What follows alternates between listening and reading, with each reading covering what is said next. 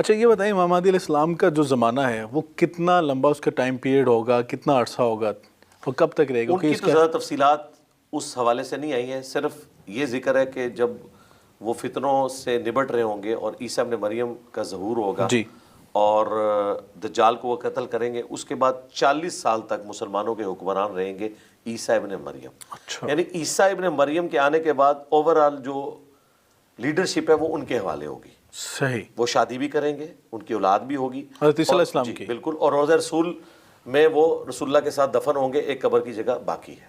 اللہ، اور یہ ساری حدیثیں ہمارے اہل سنت کے ہاں پائی جاتی ہیں، ایون اسرائیلی روایتوں میں یہ چیزیں کسی درجے میں موجود ہیں کہ نبی اسلام کے ساتھ انہوں نے آخری پیغمبر کے ساتھ دفن ہونا ہے، اور اس کے بعد پھر دوبارہ دنیا کفر کی طرف لوٹ جائے گی اور الٹیمیٹلی ایک خوشبودار ہوا چلے گی، اہل ایمان کی روح قبض ہو جائے گی، صرف کافر دنیا میں رہ جائیں گے اور انہی کے اوپر قیامت قائم ہوگی۔ اچھا یعنی کہ جب قیامت قائم ہوگی اس کے بعد مومن دنیا میں نہیں ہوں گے، ایمان والے نہیں ہوں گے؟ یہ اللہ تعالیٰ کی غیرت کا تقاضا ہے، صحیح مسلم میں حدیث ہے، جب تک دنیا میں ایک بھی اللہ کا ذکر کرنے والا موجود ہے نا، قیامت نہیں آئے گی۔ اللہ اکبر، کیونکہ یہ کائنات کا نظام اللہ تعالیٰ نے ایک مومن بندے کی اتنی اہمیت رکھی ہے، سبحان اللہ۔ بخاری مسلم حدیث ہے کہ کئی نیک بندے ہیں جن کی وجہ سے اللہ تعالیٰ دنیا میں رزق دیتا ہے، ان کی وجہ سے۔ اللہ اکبر، تو یہ لیکن وہ نیک بندے وہ ہوں گے جو اہل توحید ہوں گے، اپنی عبادت کروانے والے نہیں، عجیب، اہل توحید ہوں گے، ٹھیک ہے۔ تو اللہ کے لیے کھڑے ہوں گے۔ یہ بتائیے گا کہ جو آپ نے بھی فرمایا یعنی جب قیامت آئے گی تو جو قیامت کی ہولناکیاں ہیں تو مومن جو ہوں گے، ایمان والے ہوں گے، وہ ہولناکیاں نہیں دیکھ سکیں گے، نہیں دیکھیں گے، اس سے پہلے ہی وہ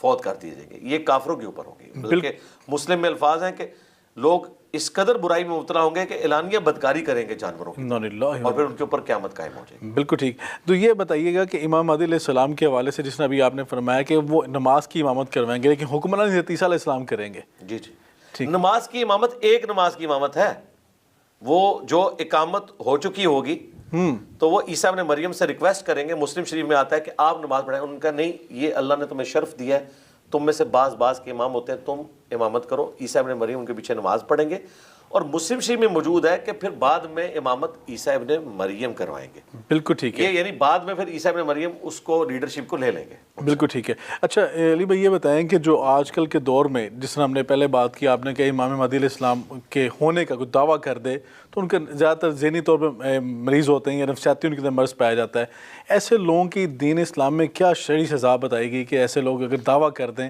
تو ان کے ساتھ کیسے نپٹا جائے گا؟ جی قتل و غارت والا تو کوئی معاملہ نہیں ہونا چاہیے، ٹھیک ہے، گمراہ لوگ ہیں یہاں تو لوگ پتہ نہیں کیا کچھ دعوے کر کے چلے گئے۔ جو قتل والا معاملہ ہے جو حکومت وقت کرے گی وہ اس شخص کے لیے جو جھوٹا دعوے نبوت کرتے ہیں، ٹھیک، وہ ہمارے پاس یہ بھی حکومت کرے گی، پبلک نہیں کرے گی، پبلک نہیں کرے گی، اور قانونی راستہ اختیار کیا جائے گا۔ پریسیڈنٹ سیٹ ہے مسلمہ کذاب کے حوالے سے، جی ٹھیک ہے۔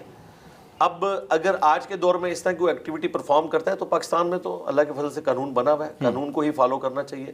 ادروائز اگر آپ لوگوں کو اجازت دے دیں گے تو اس چیز کو کون انشور کرے گا کہ کوئی شخص کسی کے بارے میں جو کلیم کر رہا ہے وہ اس نے بات کی بھی ہے یا نہیں۔ اب یہ اے آئی کے آنے کے بعد تو آپ دیکھ رہے ہیں کہ ایک ایسی ایڈورٹیزمنٹ بن گئی ہے، ٹنڈولکر کی ایک ایڈورٹیزمنٹ میں دیکھ رہا تھا، اس بیچارے نے کہا مجھے تو پتہ ہی نہیں ہے، میرے نام کی ایڈورٹیزمنٹ بنا دی کسی نے۔ تو یہ تو اتنے بڑے بڑے فتنے سامنے آ رہے ہیں، اس میں دیکھنے کی ضرورت ہے۔